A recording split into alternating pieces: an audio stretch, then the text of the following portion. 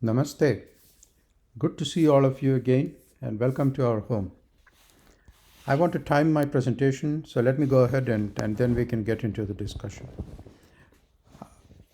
I am Narayanan Komarat, an aerospace engineering professor and researcher in my prior life, now a free spirit. Recently, Saraswati Valley researchers have shown a continuity of civilization from what they call Hanoi to Haifa, with a common communication medium and technology. Very few people, especially in India, seem to be aware of the implications of this discovery. My aim is to go back from the Saraswati era, that is circa 4,000 to 7,000 years before the present era, back in time towards 100,000 to 140,000 years before the present era, what I call long span history. I have been thinking how I might have planned technological developments in order to have something become available at a given time. If I want something to be ready at a given time, say today, what should I accomplish and when? This is the countdown approach. Of course, that's what you see done at all rocket launches, where they say 10, 9, 8, 7. That process started years ago, decade ago, and it was counted in years to begin with, and then down to months and weeks and days and hours and minutes and seconds. For every product seen in the market today, the seeds were planted long ago. Many things had to come together, from communications to interactions with other evolutionary streams, etc., etc. Today, the pace of innovation is exponential. That's what this shows. And you can see the list of things that are put there, which is difficult to read on the slide. The time to replace one technology with a new one is getting shorter. That means that if you go backward, it took longer and longer. How can we model that? That's the question that I'm asking. So here I explain the need for this. I have present 3 levels of analytical models. There may be many more. And consider 3 examples. And of course, there are thousands more examples. I looked at the current state of the art in history of science and technology, where I know very little, but I did get some help from people who won't be named. Yes, there are some good sources of data, but you know the difficulties that all of us find when we read our history written by somebody else. There is some prior work on technological determinism and evolutionary ecology, which somebody here told me about. It has some relevance, but I don't think I'm reinventing the wheel, as obvious as these things might be. Why not start with a given discovery and move forward? That process is unstable. There is a thing called the Gartner Hype curve, which of all things I saw presented at an aerospace American Institute of Aeronautics and Astronautics technical committee meeting on something, UAVs or artificial intelligence. It shows how innovations go through violent oscillations in market acceptance. Many innovations simply died. So if you start with a given innovation and move forward, you might not get anywhere. In fact, Gartner sets out 5 levels. Innovation trigger, the peak of inflated expectations, the trough of disillusionment, the slope of enlightenment, and the plateau of productivity. So instead of this, I try moving backward. In brief, if X was observed in 4000 before present era, when did it have to be invented at the latest? What other Y, Z, etc. had to exist, and by when? This, I feel, is a better use of research resources than sitting around arguing about who was better or whatever, because at least we will acquire the competence of the people of 10,000 years ago in pottery or whatever it is. I don't know how to make pots. So 3 points of my motivation. First is that I'm so intrigued by the implications of the Saraswati discoveries. I find them truly stunning. Second, there are data showing that 93% of venture capital funded great ideas die as enterprises within the first 2 years. This is in the modern United States of America. So why and how did some survive? Well, things must have been no better very far back. So that's something that we need to check into, this convoluted path from innovation to market success as existed in India. The third is, like many of us, I am unhappy about what I learned in social studies, or what they tried to teach me in social studies in middle school. And I want to explore the ecosystems around the Bharatiya civilization. How long did it take for the discovery to become widely adopted back in ancient times? So some things I accept. Starting from about 12 billion years ago down to about 140,000 years before the present era. I think I've figured that out because there's not that much controversy about it yet. We know so little about it, so we can all agree. From there down to about 4000 BPE, there is a hole in history, which is what I want to fill. So I'm going to propose 3 analysis methods. The first is a method from chemical kinetics. The second modifies that to model flat delays. The third is deliberately chosen from machine language and artificial intelligence to meet up with the ML AI based classifications of the Saraswati civilization findings, which I think are overdue and are probably happening right now. Now, in chemical kinetics, they model the conditions that are required for a simple chemical reaction to occur. And they are as follows. There has to be a collision between 2 molecules. So information can only be transferred by collisions between molecules. That's the first assumption. And these molecules are far apart and zooming around at random directions until they hit each other.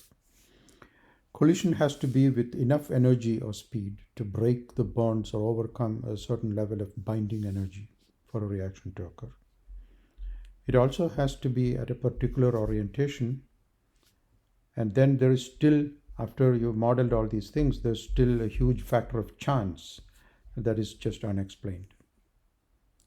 Similarly, adoption of an innovation requires many people.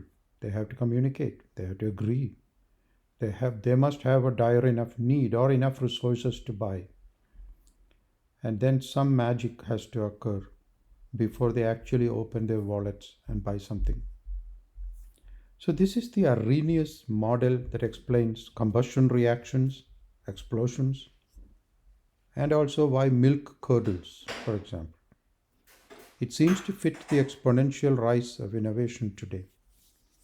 I use the same expression to go backwards and predict the typical time delay between events. Most people use that Arrhenius model to predict forward and model very fast kinetics.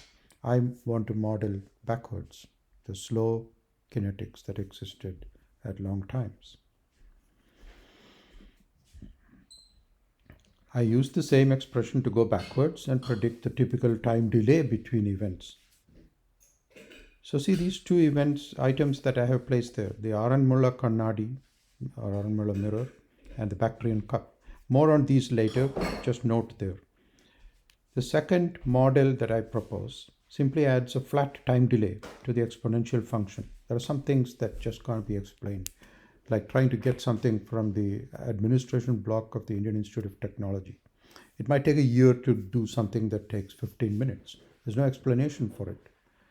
But it helps model many things in reality, such as bureaucratic delays or a patent process, for example. The third path that, or the third model that I propose, is based on machine language and artificial learning. This figure is from a course that I recently took on machine language. Probably the only thing that I picked up from there, not the teacher's fault. The point is that to reach the eventual, so you start from an input layer with a bunch of different inputs. And then in between, you have many hidden layers with many different things going on. And then finally, you see the output layer. So the point is that to reach the eventual output, the inputs had to come from numerous sources, all connecting to numerous intermediate layers with paths that had different weights or delays. By iterating back and forth, the best path is identified as perhaps the path of least resistance, but all the inputs still contribute to the output. The relationship is typically far too complex for humans to comprehend, but the machine eventually learns to do it repeatedly and with a certain amount of reliability. Given enough data on which to train, the network becomes increasingly reliable and accurate.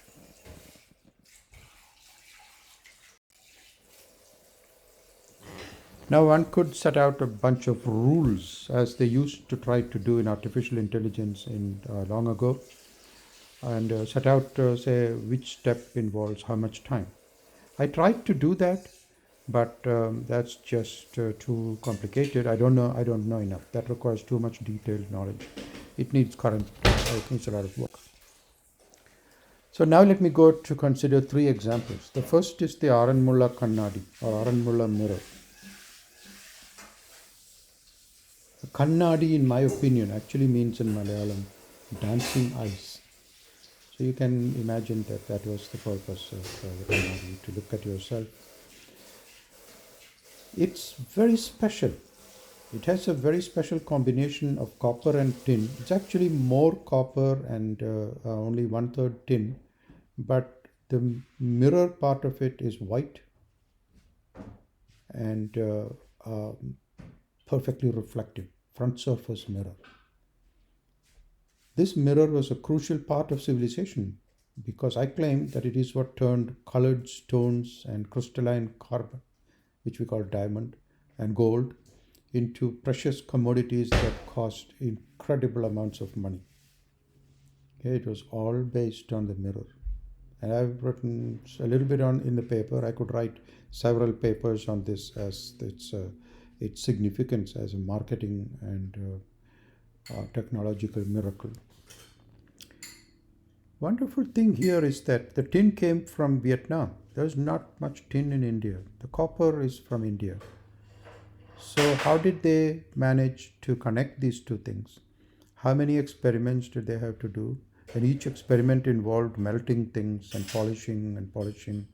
So this was not an easy process. The second is the Bactrian Cup. So this cup was apparently found in Bactria. It's a silver cup. I would be proud to be able to buy something like this on Amazon today or at Service Merchandise many years ago. It was again found about 4,000 years before the present era. And I tried to arrange a countdown to delivery, very crude first attempt. And I came up with the result that it took 233.3 years. The 0.3 is nonsense. I don't know this to within plus or minus 500 years probably. But that's the answer that I came up with. Okay, and look at the mirror. Look at this cup. It's not a drinking utensil necessarily. It must have been a pain to clean, but look at the artwork on it. It was an advertising tool and something that really bragged about what people could do.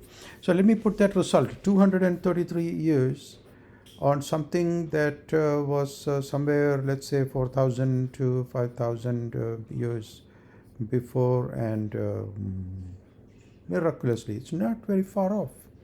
So I'm going to set off fireworks celebrating the success of my model, but I point out that this is just luck because the parameters of the Arrhenius model that I used are totally arbitrary. The luck of the novice, but it tells me that I'm not so far away from reality. Now, my most amazing finding was that of celestial navigation. There is a very, very simple method to navigate in areas just north of the equator, like South India and North Africa, using a piece of wood and a string on a clear night. But how did they develop this? It meant that they knew that one never reaches the horizon. They knew the sky looks different from different places. So did they not know that Earth is a sphere? They had a very complex astronomical model, very detailed, from which they developed this very much simplified instrument that one could use on the sea while traveling in a dhow in the middle of the night. In this slide, I make the point that these three innovations are closely cross-linked. Okay? They have a lot to do with each other. The cup advertised the state of the art in technology and in artistry. The Kannadi was subtle advertising plus a market multiplier, boosted the price for jewelry, and must have had a lot to do with making India rich. And they must have funded, their profits must have funded shipbuilding and navigation technology, and the navigation opened up the African coast, the Southeast Asia islands, if not Polynesia and points west. It basically opened up beyond the horizon navigation.